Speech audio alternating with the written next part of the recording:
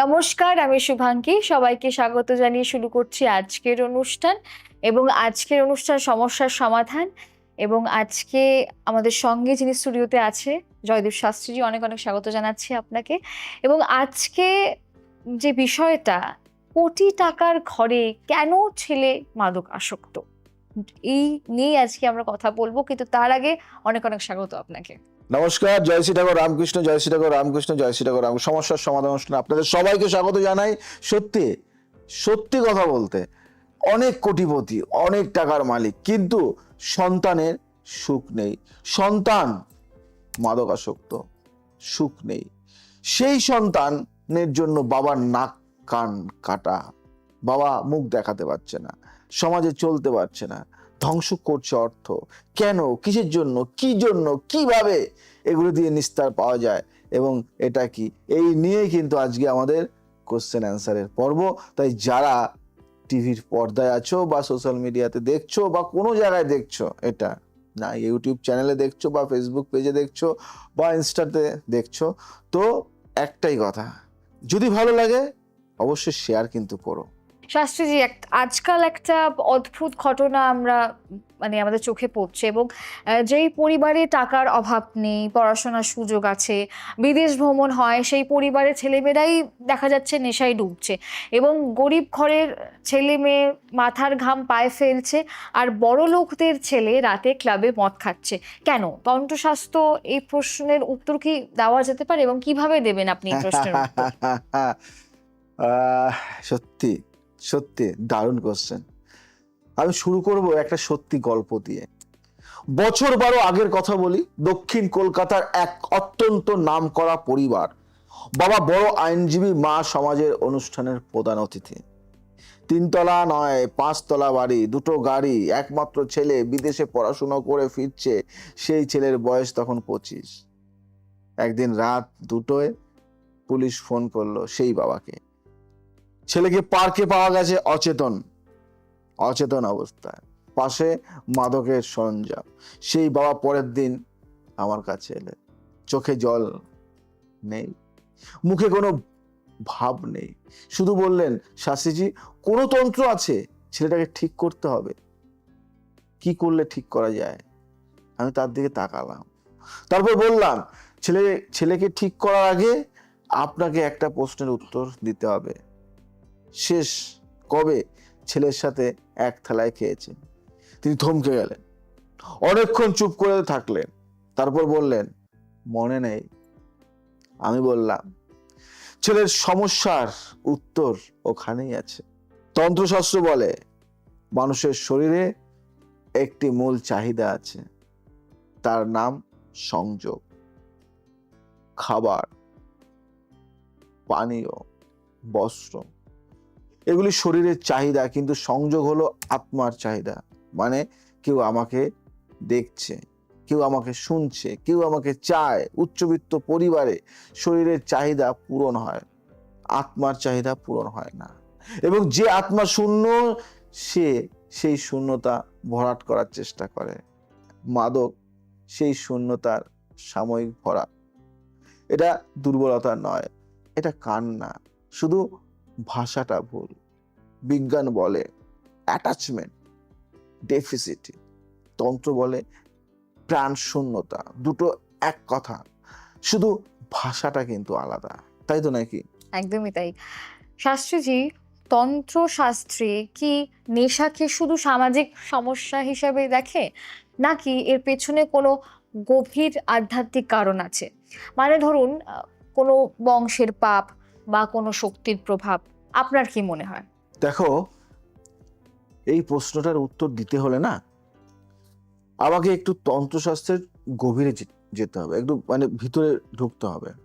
তন্ত্রশাস্ত্রে মানুষের শরীরে 7টি শক্তির কেন্দ্রের কথা বলা হয়েছে। বলি, তাদের বলা হয় চক্র। এই 7টি চক্রের মধ্যে সবচেয়ে নিচে আছে মূলাধার চক্র। এটা হলো নিরাপত্তার কেন্দ্র। আমি কি নিরাপদ? আমি কি সুরক্ষিত? এবং তার ঠিক উপরে আছে স্বাধিষ্ঠান চক্র। স্বাধিষ্ঠান, এটা হলো আনন্দের কেন্দ্র, জীবনে আনন্দ পাওয়ার ক্ষমতা। তন্ত্রশাস্ত্র বলে নেশার আসক্তি তৈরি হয় যখন, নেশার আসক্তি তৈরি হয় যখন, এই দুটো চক্র বিকল হয়, মানুষ নিরাপদ অনুভব করে না, স্বাভাবিক আনন্দ পায় না, তখন সে কৃত্রিম উপায়ে এই চাহিদা পূরণ করতে চায়। মাদক সেই কৃত্রিম পথ। এখন প্রশ্ন হলো, এই দুটো চক্র বিকল হয় কেন? তন্ত্রশাস্ত্রে 3টি কারণ বলা হয়েছে। প্রথম কারণ হলো বংশের পাপ। একটা গল্প বলি। পুনের এক পরিবার আমার কাছে এসেছিলেন। 3 প্রজন্মে নেশার সমস্যা, 3 প্রজন্মে। দাদা মদ্যপ ছিলেন, বাবা মদ্যপ ছিলেন, এখন ছেলে মাদকাসক্ত। 3টি আলাদা মানুষ, একই সমস্যা, একই সমস্যা। তন্ত্রশাস্ত্র বলে এই পরিবারের বংশে কোথাও একটা গভীর আঘাত আছে। কোন পূর্বপুরুষ হয়তো এমন কষ্ট পেয়েছিলেন যা তিনি কখনো সারাতে পারেননি। সেই কষ্ট বংশের শিরায় প্রবাহিত হয়, প্রতি প্রজন্মে ভিন্ন রূপে আসে। বিজ্ঞানের অনেক নাম আছে। পূর্বপুরুষের মানসিকতার আঘাত ডিএনএ তে ছাপ ফেলে এবং সেই ছাপ পরবর্তী প্রজন্মে যায়। তন্ত্রশাস্ত্র 1000 বছর আগে যা বলেছিল, আধুনিক জিন বিজ্ঞান এখনো প্রমাণ করছে। দ্বিতীয় কারণ গৃহদোষ। যে বাড়িতে অশান্তি আছে, ঝগড়া আছে, নেতিবাচক শক্তি আছে, সেই বাড়ির সন্তান সবচেয়ে বেশি ক্ষতিগ্রস্ত হয়। তৃতীয় কারণ সঙ্গদোষ। তন্ত্রশাস্ত্র বলে মানুষের শক্তি বলয় কাছের মানুষের শক্তি বলয়ের সাথে মিশে যায়। যে বন্ধুরা নেশা করে তাদের নেতিবাচক শক্তি ধীরে ধীরে আপনার সন্তানকেও গ্রাস করে। নেশা কিন্তু ছোঁয়াচে টাইপের, কিন্তু শুধু শরীরে নয়, আত্মাতেও থাকে, তাই তো নাকি? একদম নেশা তাই। কিন্তু যদি কেউ আমার সামনে বসে নেশা করে, আমি যদি কোনো কারণে ভুল করেও যদি আমি খেয়ে থাকি, তাহলে কিন্তু আমাকে টানবে ওই নেশাতে। নেশাটা এটাকে কিন্তু ছোঁয়াচে টাইপের। তাই নেশা যদি তুমি না করো, নেশার কাছে কিন্তু তুমি যেও না। নেশার কাছে গেলে কিন্তু তোমাকেও আস্তে আস্তে টানবে ওখান থেকে। মানে কন্টেজিয়াস ব্যাপারটা।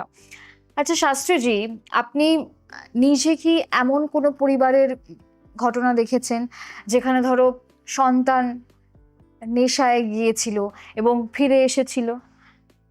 এমন একটা বাস্তব গল্প যদি বলতে পারেন আমাদের দর্শককে, খুব ভালো হয়। হ্যাঁ বলবো, আছে এরকম একটা গল্প। এবং এই ঘটনাটা বলতে গেলে আমার এখনো চোখ ভিজে আসে, কষ্ট হয়। বছর 10 আগের কথা বলি। উত্তর কলকাতার এক জমিদার পরিবার, নাম বলছি না, বংশে বংশে নাম, প্রাসাদের মতো বাড়ি। সেই পরিবারের একমাত্র ছেলে বিশ্ববিদ্যালয়ে পড়তে গিয়ে নেশায় পড়ল। প্রথমে সিগারেট, তারপর মদ, তারপর ড্রাগ। পরিবার জানতে পারলো অনেক দেরিতে। বাবা রাগী মানুষ, ছেলেকে ঘর থেকে বের করে দিলেন, বললেন এই নেশাখোর আমার ছেলে নয়। মা কাঁদলেন, কিন্তু বাবা আর বিরুদ্ধে যেতে পারলেন না। ছেলে রাস্তায় পড়ে রইল। আক্ষরিক অর্থেই 6 মাস পর সেই মা আমার কাছে এলেন, শাড়িতে মুখ ঢেকে কাঁদছে। বললেন, শাস্ত্রীজি আমার ছেলেকে ফেরান। আমি তাকে বললাম, আপনি কি ছেলের জন্য সব করতে রাজি? তিনি বলেন, হ্যাঁ করবো, আমি সব যা বলবেন তাই করব। আমি বললাম, তাহলে প্রথম কাজ হলো স্বামীকে রাজি করা, ছেলেকে ঘরে ফেরান। তাকে রাস্তায় ফেলে রাখলে সে আরো ডুববে। তিনি বললেন, স্বামী মানবেন না। আমি বললাম, তাহলে আপনাকে সিদ্ধান্ত নিতে হবে। আপনি কার মা, স্বামীর সম্মানের না ছেলের জীবনের? সেই মা 3 দিন পরে ছেলেকে রাস্তা থেকে তুলে এনেছিলেন, নিজের বাপের বাড়িতে রেখেছিলেন। আমি তখন সেই ছেলেকে দেখতে গেলাম। অবস্থা খুব খারাপ, শরীর কঙ্কাল, চোখে আলো নেই। আমি তার পাশে বসলাম, কিচ্ছু জিজ্ঞেস করলাম না, শুধু হাত ধরলাম। সে বলল, আপনি কে? আমি বললাম, তোমার মায়ের বন্ধু। সে চুপ করে রইল, তারপর বলল, আমার বাবা আমাকে ঘর থেকে বের করে দিয়েছেন। আমি বললাম, জানি, সে বলল, আমি কি সত্যি এতটাই খারাপ? আমি বললাম, না, তুমি খারাপ নও, তুমি কষ্টে আছো। নেশা সেই কষ্টের ওষুধ খুঁজছিল, ভুল ওষুধ, কিন্তু কষ্টটা সত্যিকারের। সে সেদিন প্রথম কাঁদলো। তন্ত্রশাস্ত্র বলে, যে কাঁদতে পারে সে সারতে পারে, যে কাঁদতে ভুলে গেছে সে বিপদে। 2 বছর লেগেছিল, চিকিৎসা হয়েছিল, ধীরে ধীরে সে ফিরেছিল। আজ সে একটি এনজিও চালায়, নেশামুক্তি কেন্দ্রে। নেশামুক্তি কেন্দ্রের বড় এনজিও তার। নিজের অভিজ্ঞতা দিয়ে অন্যদের পথ দেখায়। বাবা শেষ পর্যন্ত ক্ষমা চেয়েছিলেন, কিন্তু যে কথাটা আমার মনে আছে সেটা হলো সেই মায়ের কথা। তিনি একদিন আমাকে বলেছিলেন, শাস্ত্রীজি, আমার ছেলেকে নেশা টেনেছিল, আমার ভালোবাসা তাকে ফিরিয়ে এনেছে। এটাই সবচেয়ে বড় তন্ত্র। মায়ের ভালোবাসা সবচেয়ে বড় তন্ত্র হলো কি? মায়ের মায়ের ভালোবাসা। ভালোবাসা। আচ্ছা শাস্ত্রীজি, পরের যে প্রশ্নটা আমার মাথায় আসছে, এই যে উচ্চবিত্ত পরিবারে একটা অদ্ভুত ব্যাপার দেখা যায়, বাবা মা জানেন ছেলে নেশা করছে, কিন্তু বাইরে স্বীকার করেন এবং সমাজের ভয়ে চুপ করে থাকেন, অনেকেই থাকে। একদম একদম। এবং এই লুকানোটা কি সমস্যাটা আরো বাড়িয়ে দেয় না? আপনার কি মনে হয়? এই প্রশ্নটা শুনে আমার মনে একটা ঘটনা মনে পড়লো। বলবো ঘটনাটা? নিশ্চয়ই। ঘটনা না বললে তোমরা বুঝবে না। হুম। দিল্লির এক অত্যন্ত প্রভাবশালী পরিবার। বাবা সরকারি উচ্চ পদস্থ কর্তা, সমাজে অত্যন্ত সম্মানিত। মেয়ে মাদকাসক্ত, কিন্তু বাবা সেটা স্বীকার করবেন না। কারণ একটাই, কি বলবে লোকে? মেয়েকে ঘরে বন্দি করে রাখলেন। বাইরে বললেন মেয়ে অসুস্থ। 2 বছর এইভাবে চললো। শেষে মেয়ে পালিয়ে গেল এবং এমন পরিস্থিতিতে পড়লো যা আমি এখানে বলতে পারবো না। সেই বাবা তখন আমার কাছে এলেন, কাঁদছেন, হাউ হাউ করে কাঁদছেন। আমি বললাম, আপনি মেয়েকে বাঁচাতে চাননি, আপনি নিজের সম্মান বাঁচাতে চেয়েছিলেন। দুটো একসাথে হয় না। তন্ত্রশাস্ত্রে মানে একটি অত্যন্ত গভীর কথা আছে, শুনবেন? যে সত্য লুকায় সে সত্যকে বড় করে। মানে কি? নেশার সমস্যা যদি স্বীকার না করা হয়, সে সমস্যা ভেতরে ভেতরে বাড়তে থাকে। যেমন ক্যান্সার, বাইরে বোঝা যায় না, কিন্তু ভেতরে ছড়িয়ে পড়ে। আর যখন বাইরে বোঝা যায়, তখন অনেক দেরি হয়ে যায়। উচ্চবিত্ত পরিবারের সবচেয়ে বড় সমস্যা হলো তারা, লোকে কি বলবে, কে সন্তানের জীবনের চেয়ে বেশি মূল্য দেয়। তন্ত্রশাস্ত্র এখানে একটা ভয়ঙ্কর সত্য বলে, যে বাবা মা সমাজের ভয়ে সত্য লুকান, তারা নিজেদের অজান্তেই সন্তানের ধ্বংসের অংশীদার হন। সমাজ একদিন ভুলে যাবে, কিন্তু সন্তান হারালে সেই ক্ষত কোনো দিন সারে না। সমাজকে ভয় পাওয়া বন্ধ করুন, সন্তানকে ভালোবাসুন। এটাই তন্ত্রশাস্ত্রের প্রথম নির্দেশ। খুব ভালো কথা বলেছেন এবং আজকে এপিসোডটা সত্যি খুব স্পেশাল। আমরা অনেক কিছু জানতে পারছি। এবং পরের যে প্রশ্নটা শাস্ত্রীজি, তন্ত্রশাস্ত্রে কি নেশার কোনো ব্যাখ্যা আছে শক্তির দিক থেকে? মানে ধরুন, মাদক কি মানুষের এই শক্তি বলয়কে প্রবাহিত করে? এটা কি একটু বিস্তারিত বলা যেতে পারে? বলা যায়, এটা আমার সবচেয়ে প্রিয় বিষয়। কারণ এখানে তন্ত্র আর বিজ্ঞান একদম হাত ধরাধরি করে দাঁড়িয়ে আছে। প্রথমে তন্ত্রশাস্ত্রের কথা বলি।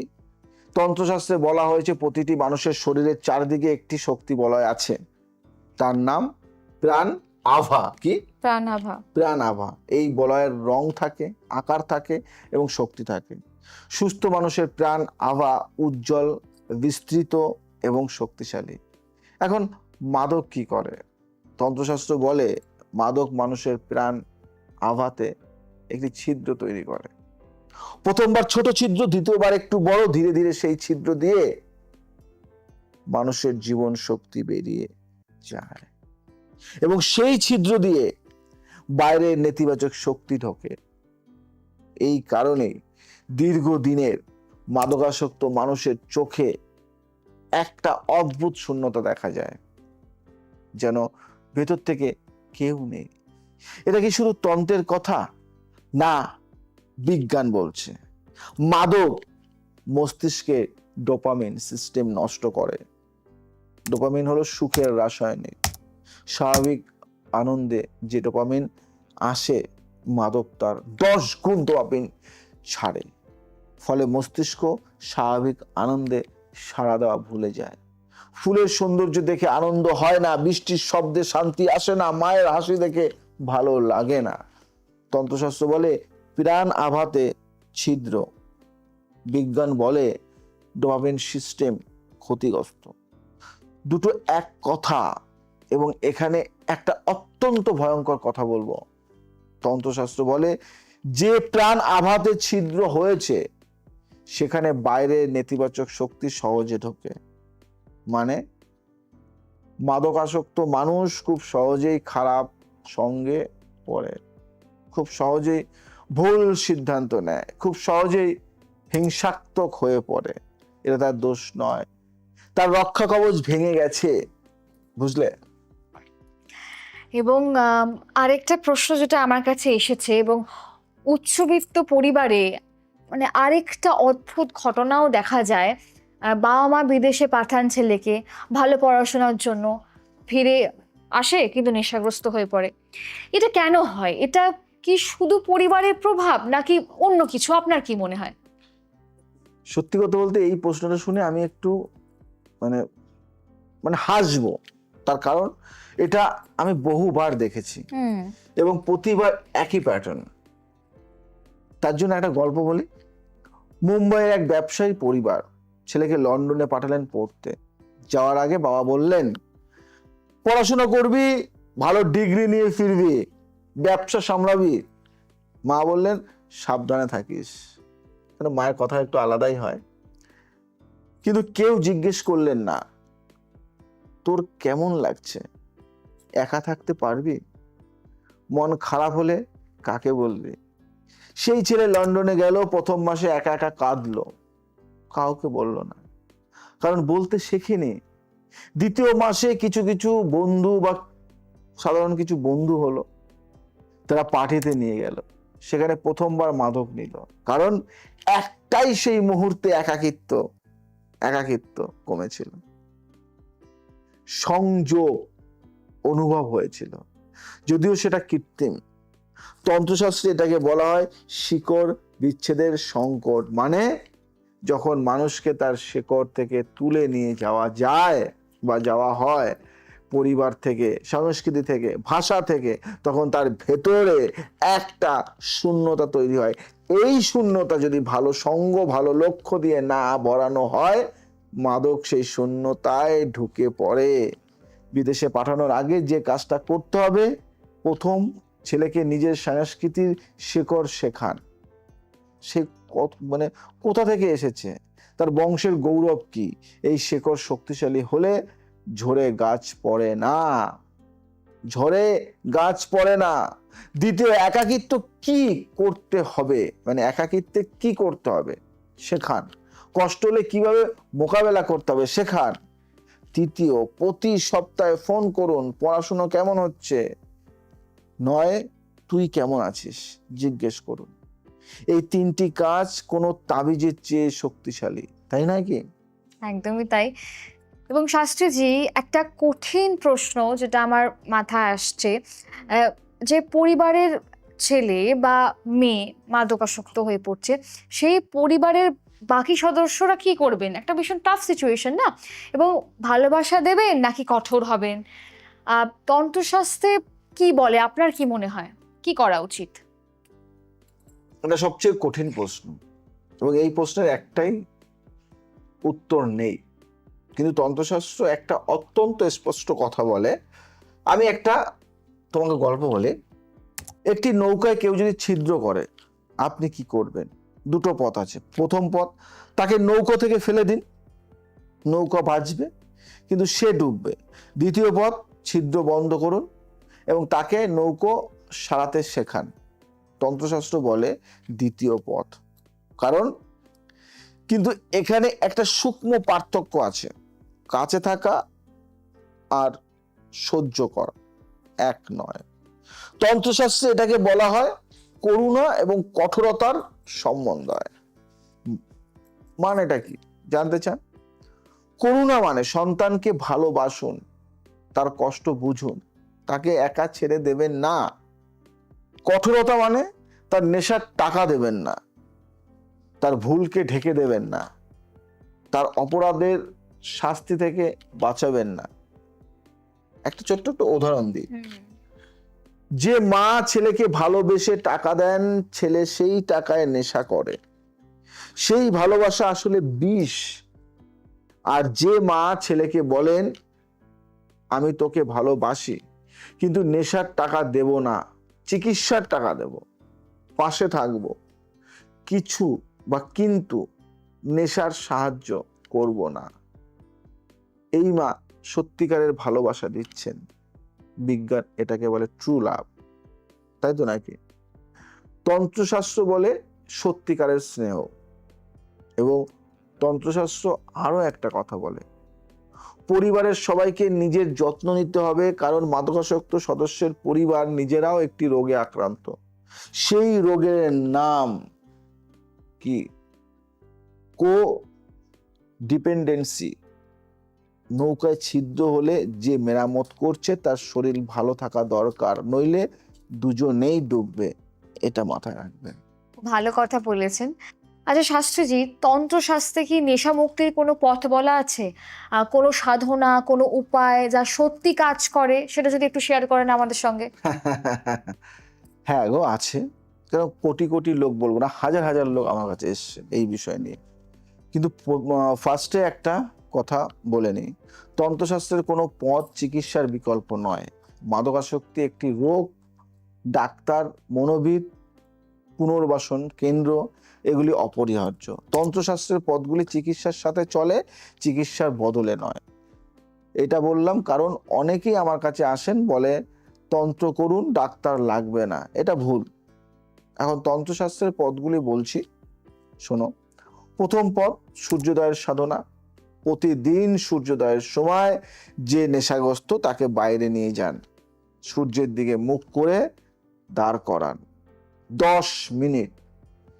তন্ত্রশাস্ত্র বলে সূর্যের প্রথম আলো প্রাণ আভা মেরামত করে, সেই ছিদ্রগুলি বন্ধ করতে শুরু করে।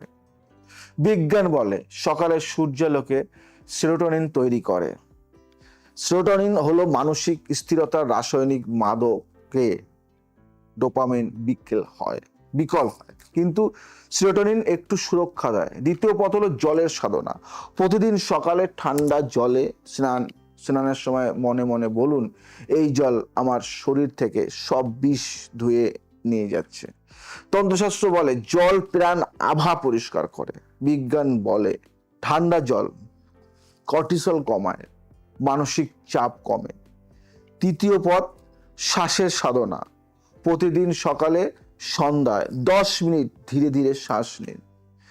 4 সেকেন্ড শ্বাস নিন, 4 সেকেন্ড ধরে রাখুন, 4 সেকেন্ড ছাড়ুন।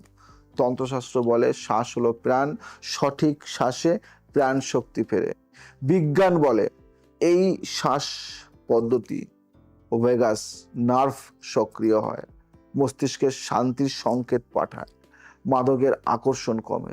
চতুর্থ পথ সবচেয়ে গুরুত্বপূর্ণ, প্রতিদিন সন্ধ্যায় পরিবার একসাথে বসুন, খাওয়ার টেবিলে, ফোন ছাড়া, টেলিভিশন ছাড়া।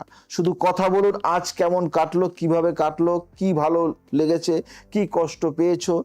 এই আধ ঘন্টা যে কোনো তন্ত্রের চেয়ে শক্তিশালী, কারণ এটা সেই শূন্যতা ভরায় যেই শূন্যতার জন্য নেশা শুরু হয়েছিল। খুব ভালো কথা বলেছেন। এবং শাস্ত্রীজি, আরেকটি প্রশ্ন, সেটা হলো আজকের এই আলোচনার মানে একদম শেষে আমরা চলে এসেছি। যে বাবা মা এখন রাতে ঘুমোতে পারছেন না, যাদের সন্তান নেশায় আছে, তাদের জন্য আপনার একটাই বার্তা যদি হয়, তাহলে কি হবে? এবং যে সন্তান নেশায় আছে তাকে সরাসরি আপনি কিছু বলুন, মোটিভেট করুন। আজ আমি দুটো আলাদা কথা বলবো, বাবা মাকে এবং সন্তানকে। প্রথমে বাবা মাকে বলি, আপনি এখন সবচেয়ে কঠিন সময়ে আছেন, রাতে ঘুমোতে পারছেন না, খেতে পারছেন না, কাউকে বলতে পারছেন না। আমি আপনাকে একটা কথা বলতে চাই, আপনার সন্তান হারিয়ে যায়নি, শুধু পথ হারিয়েছে।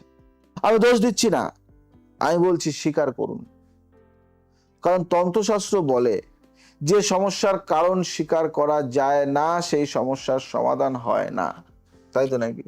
একদমই তাই। আজ রাতে ঘরে গিয়ে শুধু একটা কাজ করুন, সন্তানের পাশে বসুন, তাকে কিছু বলবেন না, শুধু হাত ধরুন, সে হয়তো সরিয়ে দেবে, সরিয়ে দিলেও আবার ধরুন। এই স্পর্শ যে কোনো চিকিৎসার প্রথম ধাপ। এখন সন্তানকে তুমি যদি এখন নেশায় আছো এবং এই কথাগুলি শুনছো, আমি তোমাকে দোষী মনে করি না, কারণ আমি সন্তানকে বলছি কথাগুলি। তুমি কষ্টে ছিলে, কষ্টে থেকে বাঁচতে চেয়েছিলে, ভুল পথে গিয়েছিলে, এটুকুই। কিন্তু একটা কথা শোনো, তুমি যে কষ্টটা ভুলতে নেশা করছো, সেই কষ্টটা নেশায় যায় না, শুধু ঢাকা পড়ে, এবং নেশা ছাড়লেই আবার ফেরে, বরং আরো বড় হয়ে ফেরে। কষ্টটাকে সারাতে হবে, ঢাকতে নয়, এবং সারানোর পরটা তোমার একার পক্ষে হাঁটা সম্ভব নয়।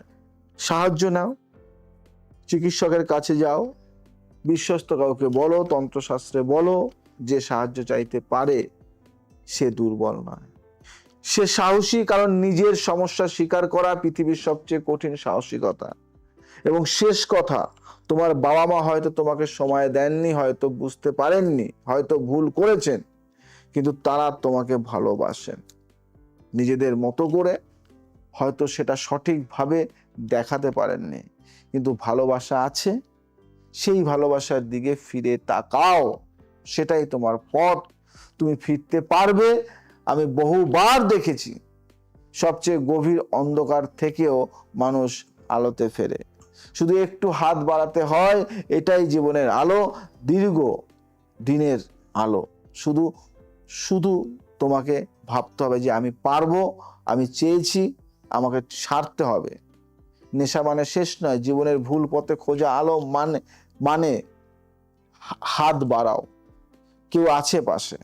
ভালোবাসার জীবন ফিরে আসে, বারবার আসে। তাই নিজেকে ভালো থাকতে হবে, নিজেকে ভালো রাখতে হবে। জানো তো, বহু হাজার হাজার মানুষ আমার কাছে আসে এই নেশার জন্য, নেশা ছাড়ানোর জন্য। আমি তাদের কাউন্সিলিং করে, মোটিভেট করে এবং কিছু প্রক্রিয়ার মাধ্যমে তাদের এমন একটা জায়গায় পৌঁছে দিই, তারা জীবনে আর নেশা করতে ভালো লাগে না, চায় না। এবং কিছু উচ্চবিত্ত শ্রেণীর মানুষ আছে যারা আমার কাছে এসে তার ছেলে মানে নেশার কথা শুনলে রাগ হয়, একটা সময় নেশা ছাড়া সে চলতো না, এবং সেই পার্সনটা, তাকে আমি বলি আজকে যে সত্যি তুমি অন্য লেভেল।